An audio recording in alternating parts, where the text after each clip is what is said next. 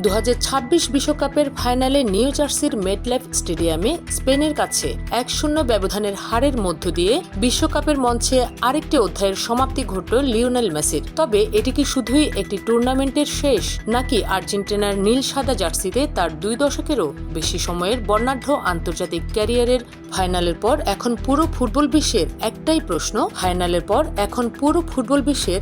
প্রশ্ন, ফুটবলের মহাদেবতা কি আন্তর্জাতিক ফুটবলকে বিদায় বলবেন? এখনো অবসর নিয়ে কোনো আনুষ্ঠানিক ঘোষণা না দিলেও বয়স ও বাস্তবতার সমীকরণে অনেকেরই ধারণা ছিল এটিই মেসির শেষ বিশ্বকাপ। আর্জেন্টিনার হয়ে 207 ম্যাচে 125 গোল করার পাশাপাশি একটি বিশ্বকাপ, 2টি কোপা আমেরিকা ও একটি ফিনালিসিমা জিতে তিনি নিজেকে আলবিসেলেস্টেদের ইতিহাসে অমর করে রেখেছেন। তবে বিদায়ের সম্ভাব্য ম্যাচটিতে স্পেনের সুসংগঠিত রক্ষণের সামনে পুরো ম্যাচে কার্যত নিষ্প্রভ ছিলেন তিনি।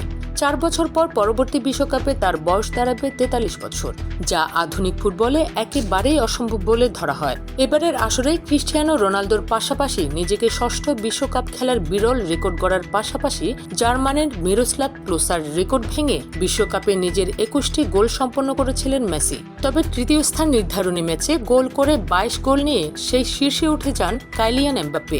16 সালের হৃদয় ভাঙা অবসর থেকে ফিরে এসে স্কালোনির অধীনে কোপা ফিনালিসিমা ও কাতার জয় করা মেসিকে 2028 সালের কোপা আমেরিকাতে দেখা যাবে কিনা তা নিয়েও চলছে জোর জল্পনা। আর্জেন্টাইন মহাতারকা কি চিরতরে জাতীয় দলের জার্সি তুলে রাখবেন, নাকি 2028 কোপায় আবারও মাঠে নামবেন? এই প্রশ্নের উত্তর এখন কেবল মেসির কাছেই। স্পোর্টস ডেস্ক, খোলা কাগজ।